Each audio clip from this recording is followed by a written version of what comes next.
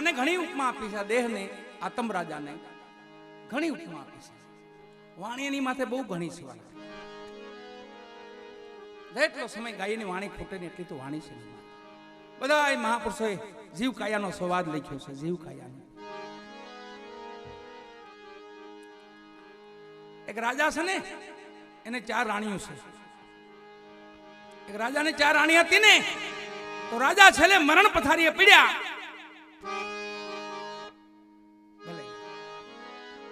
છેલ્લે મરણ પથારીએ પીડ્યા તો 4 રાણીઓને બોલાવી પાસે. પેલી રાણીને કીધું કે રાણી, તમે મારી ભેળા આવશો, મારે જવાનો સમય થઈ ગયો છે. તઈ પેલી રાણી બોલી કે નહીં નાથ, હું તમારી ભેગી નહીં આવું, હું શમશાન લગી આવીશ, પછી હું નહીં આવું.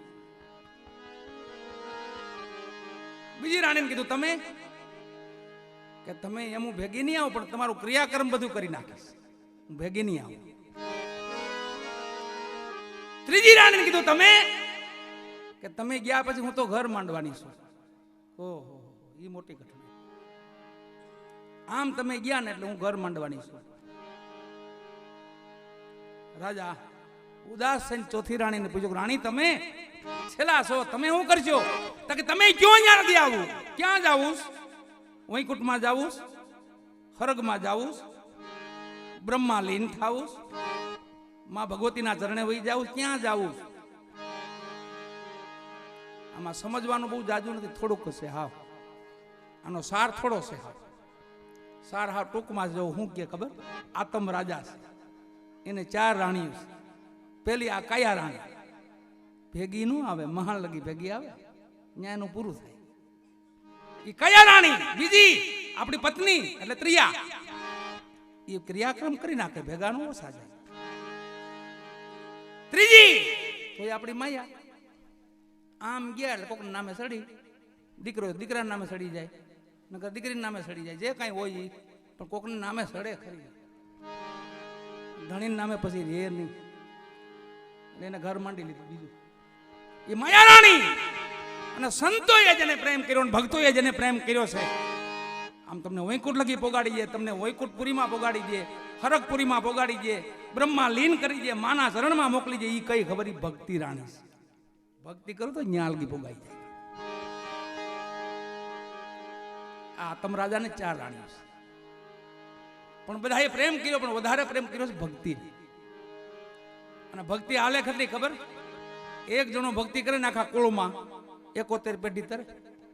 71